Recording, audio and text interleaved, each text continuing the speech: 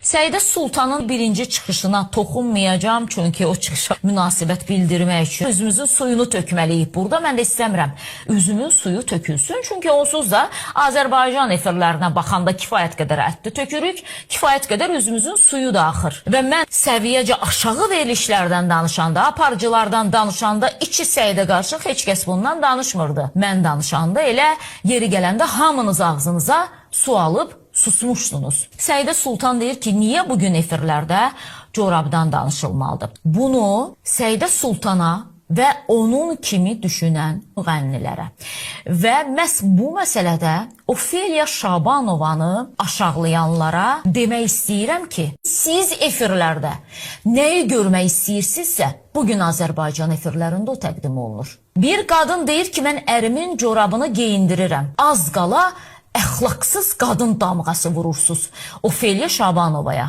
Niyə? Çünki efirdə ailə dəyərlərindən danışır. Ailə dəyərlərindən danışan müğənniyə az qala bir kampaniya başlatmışsınız. Efirlərə buraxılmaz. Niyə? Nə qədər orasını burasını açan müğənnilər görəcəyik. Nə qədər uşağını kimdənsə qazanıb və bunu belə ürəklə danışan qadın müğənnilər görəcək ki, kişi aparıcılar da, hə, başqa adamdır, uşağımın atası deyəcək. Nə qədər görəcək? Nədən şikayət eləyirsiniz ki, Ofeliyanı da tənqid eləyirsiniz, əxlaqsızlığı təbliğ eləyənləri də tənqid eləyirsiniz. İki növ müğənni var da, əxlaqlı və əxlaqsız da, vəssalam. Bunun ortasında olan müğənni yoxdur. Ya əxlaqlısan, ya əxlaqsızsan. Siz də deyirsiniz ki, ikisini də efirə buraxmayın. Ofeliya Şabanovanın corab məsələsini hər dəfə gündəmə gətirib, biz əxlaqsız danışıqlara qulaq asmaq istəyirik deməyin. Vallahi özünüzü çox aşağı düşürürsünüz. Etməyin. Siz heç utanırsınız, bunu müzakirəyə çıxarırsınız. Özünüz deyirsiniz də əxlaqsızları buraxın efirə. Qazandıqları uşaqdan danışsınlar. Kimin ailəsini necə dağıdıblar ondan danışsınlar. Və bəzisi var ya, bir ikisi deyir ki, filan kəsin ərini mən çağırmıram ki yanıma. Müğənnidir, bilmirəm kim, Selcandır, filandır. Mən çağırmıram ki, deyir əriniz yanıma gəlirsə, görün nə günə qoyublar bugün Azərbaycan televiziyalarına.